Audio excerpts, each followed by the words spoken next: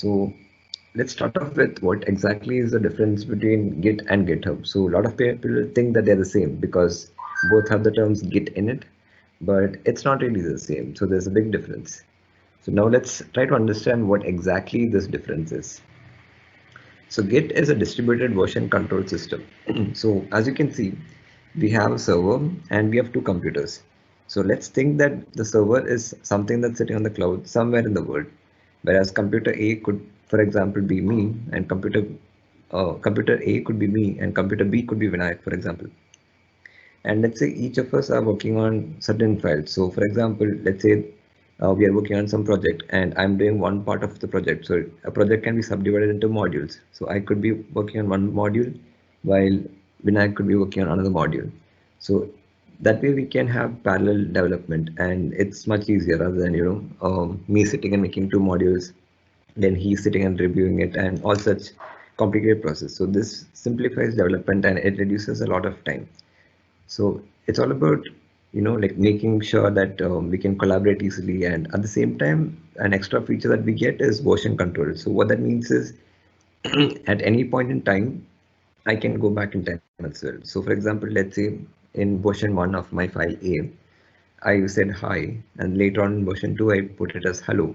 Let's say I want to come back to hi, so I can put that as another version saying I came back to hi. So it's a distributed version control system. So it is distributed. The term means that it is not in one single location, whereas it can be in multiple locations. You obviously can run Git locally, but it can be on the cloud server as well. And the version control just means that you always have a backup of what you're doing. So that's always there. So the whole purpose of this is to keep track of changes in your code during development, and this is mainly designed for coordinating work amongst programmers, but it can be used to track changes in any kind of files. Next, coming to GitHub. GitHub, you can think of it like it's designed as a Git repository hosting service. So GitHub is a cloud platform, and Git runs on a local system, whereas GitHub runs Git on their cloud servers, and they're just providing us the platform that we can use. So yeah, it's a code hosting platform, and it's not just that. There's a version control thing because they have Git included in it. And apart from that, there are issue trackers, pull request management, and a lot of other functionalities or tools that we can use to seamlessly manage all our code. And it's an extra power, you can say. So as you can see in this diagram, we have multiple Git systems. So these are three computers, each running Git, and all of them are syncing with GitHub. So this is like one common platform which we can use. And GitHub is not the only platform. There is GitLab, and there are so many other options that are available. But for today's session, we'll just be focusing on GitHub.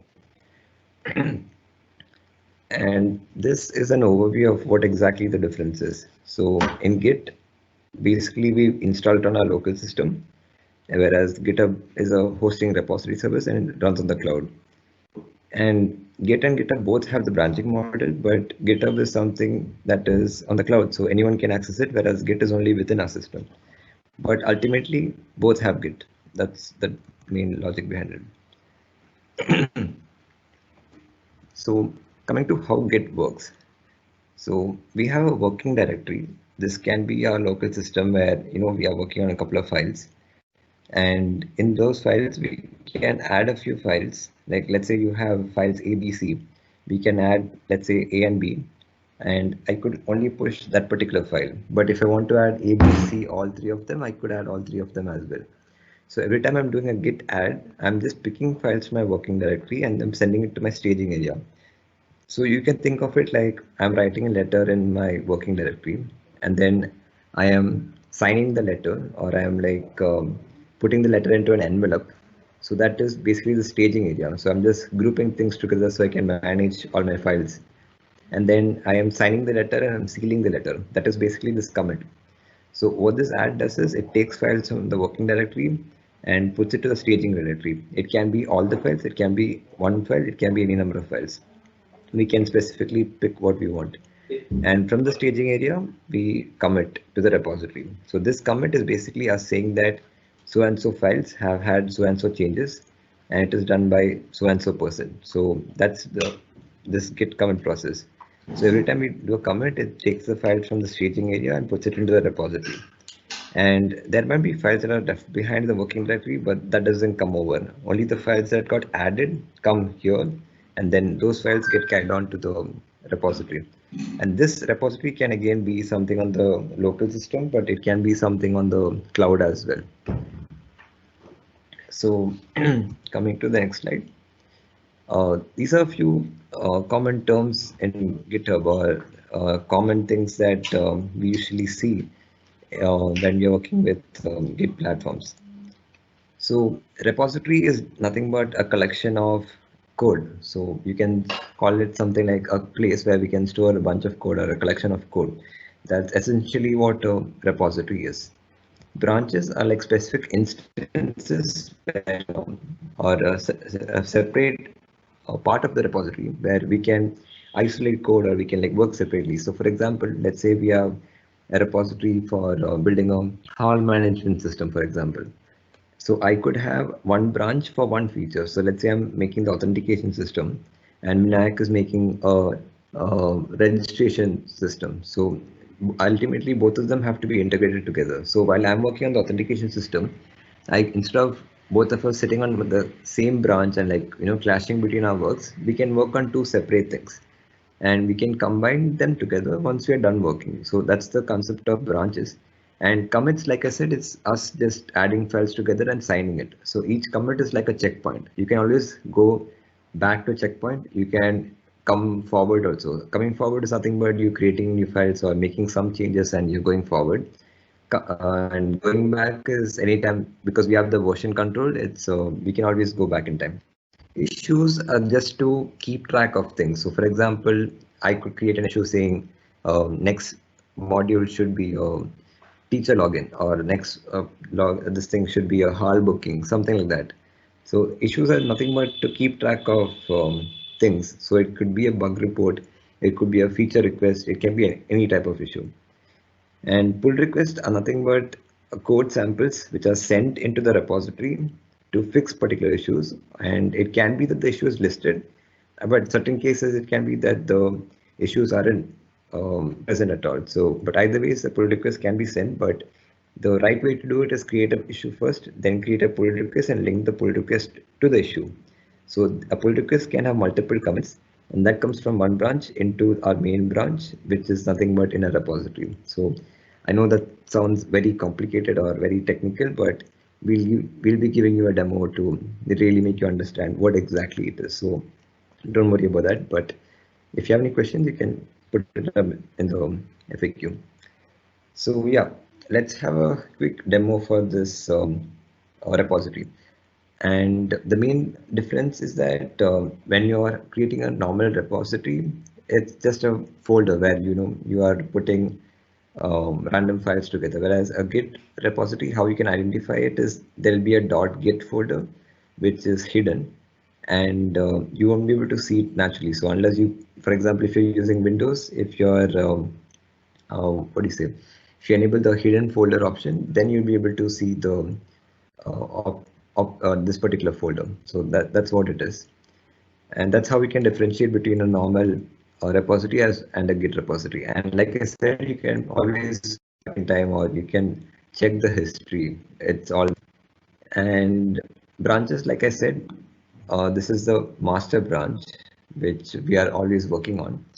And for example, the blue could be me and this yellow could be Vinayak. So like I said, we have two modules which we are parallelly working on, but you can see it got merged here. So this is me, this is Vinayak, and I merged my changes here, he merged his changes here. So ultimately in this commit, each circle that you see is one commit. So ultimately in this commit, we have the changes from mine, we have the changes from his, and we have also the other changes that happened in the master branch. And this could be some other people working as well. So ultimately in this point, we have everything. And I'm just going to skip it because I already told you what it is. And yeah, so this, like I said, pull request, each pull request can have multiple comments, and when we merge together, it becomes a merged branch, and that is precisely what I showed here as well. So that's this concept, and again, we'll be giving a demo so that you can understand it better. And now let's get started to the demo. Now we'll discuss whatever Arvind discussed in theoretically. We'll do a practical of that. These are all the basic commands we have in Git. So let us get started with initializing all the Git our Git repository. Like Arvind mentioned, like a Git repository and a repository aren't same. So whenever we start, we should first get started by initializing our repository. So for that, we'll create a new folder. Okay, let us, I'll delete this one for now and I'll recreate it. Let's say Hacktoberfest.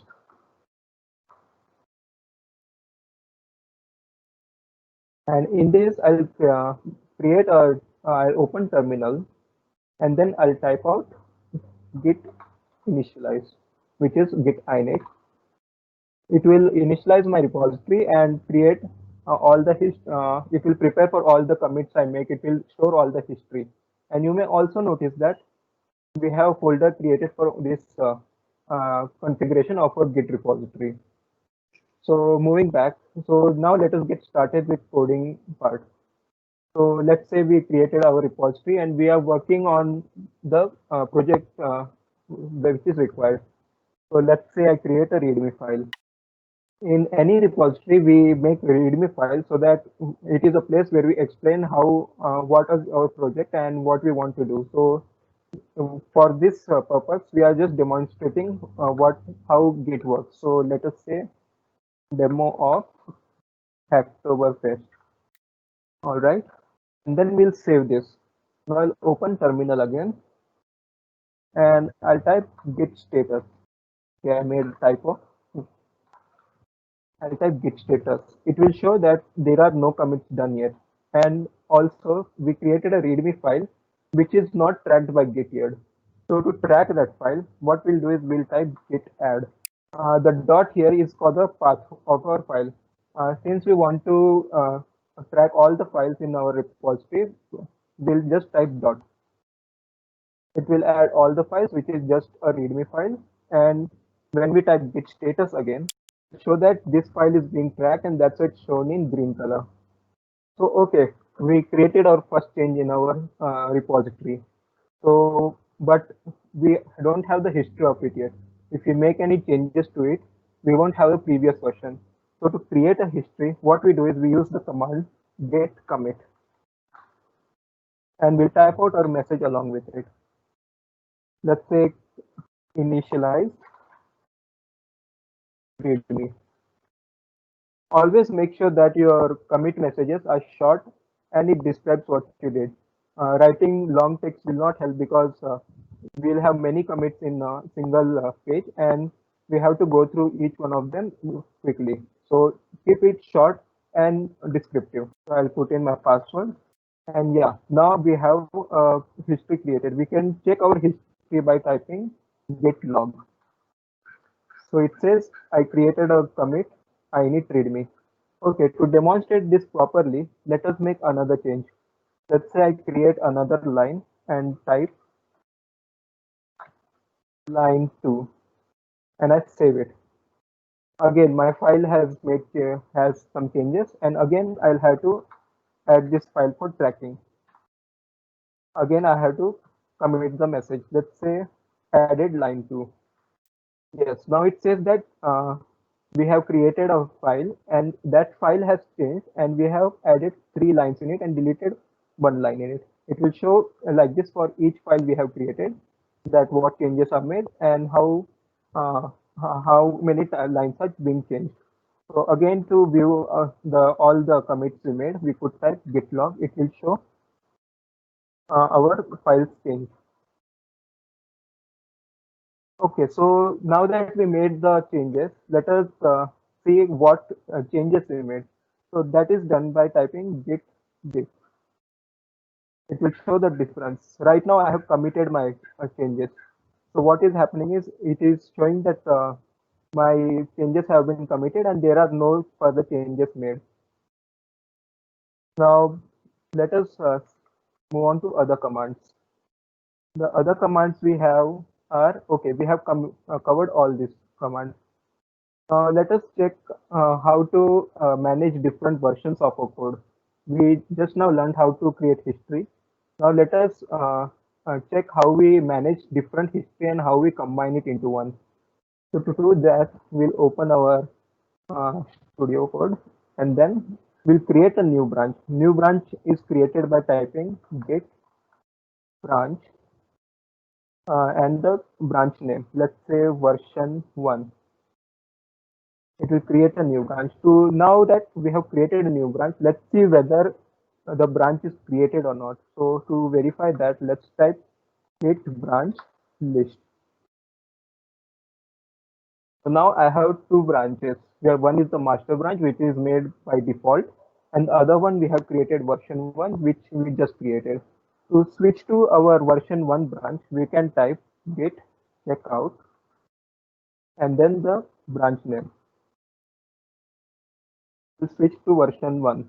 So see now, even git bash shows me here that which branch we are in. So like that, git bash will help us identify which branch we are in. If you're using other terminals, let's say Linux terminal or the command line itself, in that case, we'll have to check by typing the commands. All right. So now let us say we are adding a new feature. So let's say in README file itself, I add third line and I save it and I make a history of it. So again, I type git add and git commit along with the message added line 3. And now my history is made. Now what if I didn't want line 3? I wanted line 2 only. So we have a version of that in master already. So again, we can switch to our master branch to see what we have there. Now see, automatically it went to the previous version which had only 2 lines. Okay, now let's say we actually need this change, which is we need line 3. Then what we could do is, and let's say our feature is complete and it is ready to be merged uh, in our master branch. So what we could do is we could switch back to our version 1. Yes, the line 3 is back. And let's merge it into our master branch.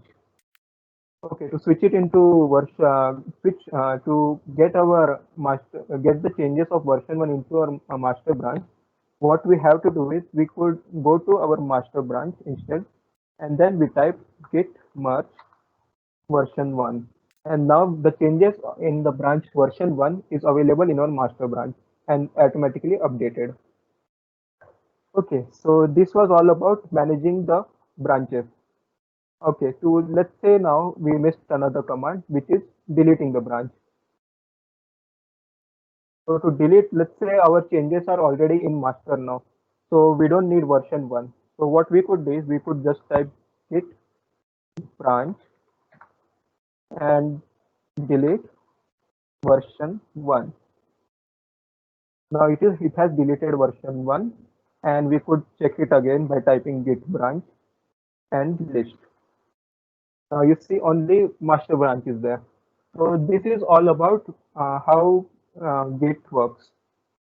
Now we will be covering how GitHub works. This was all about Git. Now let's switch to GitHub. So switching over to GitHub, give me a moment. Yes. Now switching over to GitHub, let's say we create a new repository here. So I'll go to new tab here.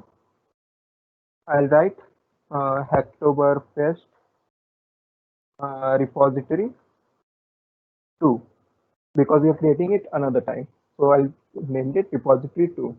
And similarly, like I explained, like we should put a README file in all our files to explain what we are doing in the project. So let us initialize this repository with README file. And we could add a description also, which will be again added in the README file directly. So we could do that in our following steps instead. So we'll create a repository. So what just happened now is it created a repository in the cloud, which is not available on a computer locally. So to get the cloud repository into our local repository, what we could do is we could go to the code button and copy this link. This button will copy the link. And then we could head back to our folder And then we could open terminal here and type git clone and the link that we copied.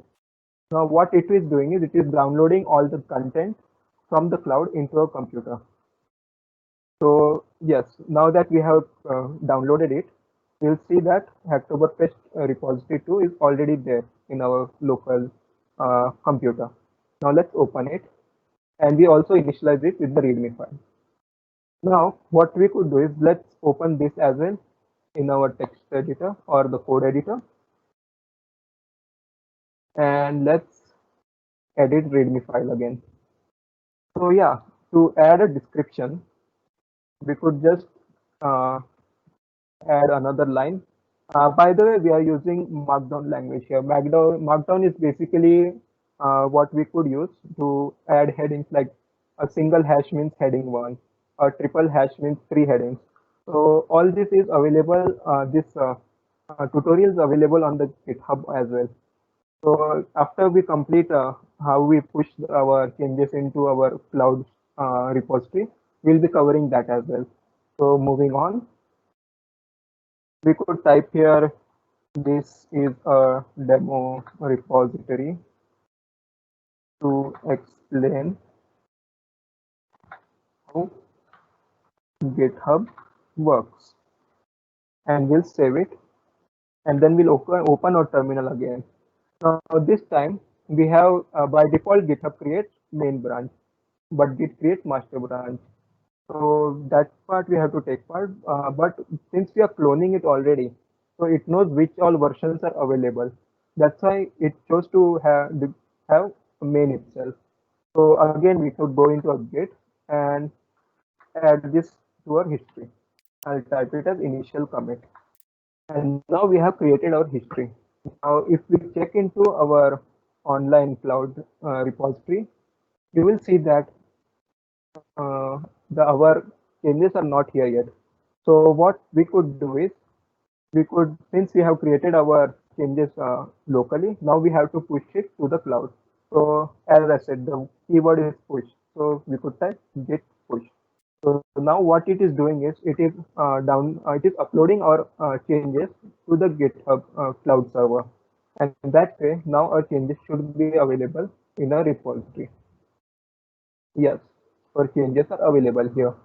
So that is how we manage to create. That is how we manage Git and GitHub together. So if you want to dive in more into collaboration as well, so we could create new branches as well. So we could type again here version 1, and we could press enter to create new version. Now what happened is I made a change in the cloud server, and those changes will not be available in my local server. Yeah. So what happened is my local server and my cloud server both are out of sync now. So for that, what I should do is I should pull the changes that were made in the cloud server. For that, we could type git pull. So as I created a new branch in our cloud server, I get a new branch here as well. And again, we could see that all our branches will be listed in our one as well. Okay, I need to switch to it for the changes to appear. So I could type git checkout version 1. And now we'll have a new branch created as well in our local server. Yes. And then again, it from here it is same as how we did in while explaining how Git works. Now moving on to the web browser, we have so many features in GitHub. So we'll explain issues and pull requests in this tutorial. So what are basically issues? Issues are used to track all the changes that are need to be made to the repository. We could keep a track of what all work is needs to be done. Let's say we are making a website. In a website, we'll not have only one page. We will have 2, 3 pages. So we'll create an issue for each page and we'll track all the changes here. So for let's say I need to create a txt file here. So I would type demo. Type the heading here, create demo.txt, and then I would leave a comment as well there explaining what is actually to be done in demo.txt. So I would write this is just for demonstration. And with that, I could assign anyone else, but since no one is there in my repository yet, this will be available to anyone who can see the repository online. Just like how our social media works, like everyone can view our public profile. Similarly, anyone can view our GitHub profile as well, and all the repositories we made public as well. So anyone, you have the authority to assign anyone or to label your pull request or the issue. And let's move on. Now we have created a new issue. This will be available in the issues page as create demo.txt. Now, what if we need to make changes to it? What if we are working on it? So let's say we start working on it in version 1. So yeah, I'll switch to version 1. And here it is showing it this branch is even with main. That means that both main branch and the version 1 branch both are at the same stage. They have no changes in that. So we'll move on to our VS Code, and then let's create a demo.txt file. And we'll just for demonstration, we'll just type here this is a demo file, and we will save it. Now notice that we are already in version 1. So we are making changes in version 1, not in main. So keeping that in mind, let us push the changes we made into our cloud server. So for that, we made changes in our local server. Now we track it using Git, and then we make a history of it. And then we push it into our version 1 branch. Okay, now let's go back to GitHub. Now there will be a few changes available here. So it says a recent push was made and the time when it was made. So if I reload this page, it will show that this branch is one commit, one history.